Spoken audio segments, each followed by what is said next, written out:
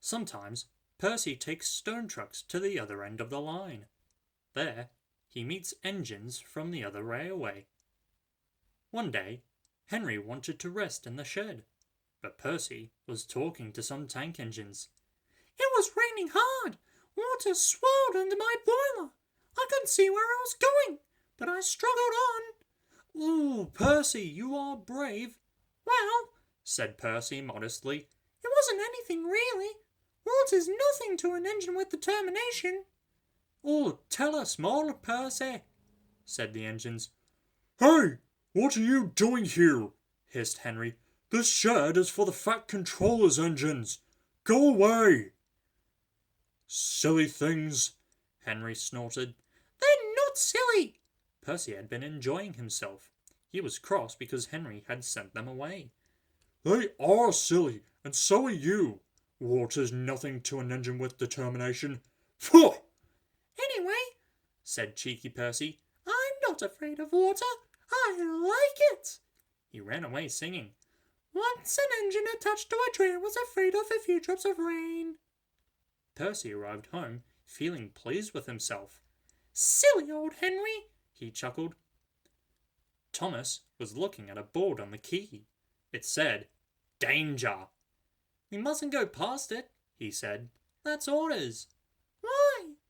"Danger means falling down something," said Thomas. "I went past danger once and fell down a mine." Percy looked beyond the board.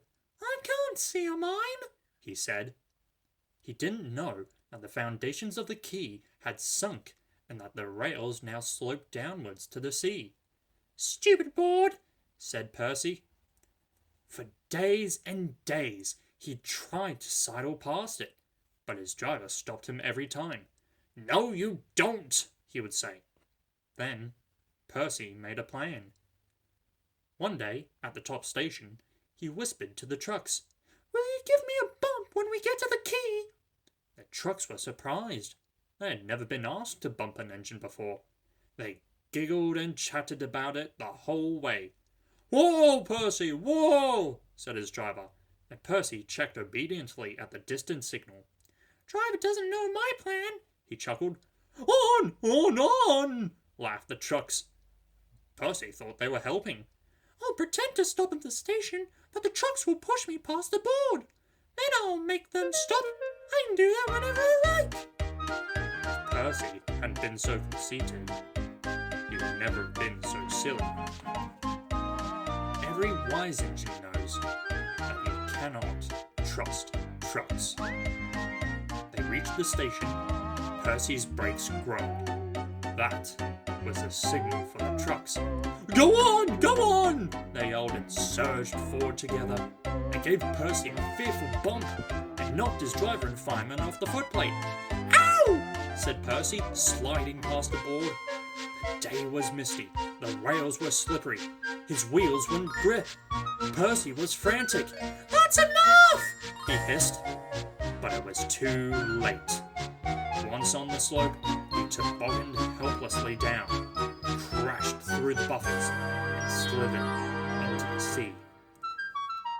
"You are a very disobedient engine." Percy knew that voice. He groaned. The foreman borrowed a small boat and rowed the Fat Controller around. "But please, sir, get me out, sir. I'm truly sorry, sir." "No, Percy, we cannot do that until high tide. I hope it will teach you to obey orders." "Yes, sir." Percy shivered miserably. He was cold. Fish were playing hide and seek through his wheels. The tide rose higher and higher. He was feeling his position more and more deeply every minute. It was nearly dark when they brought floating cranes, cleared away the trucks, and lifted Percy out.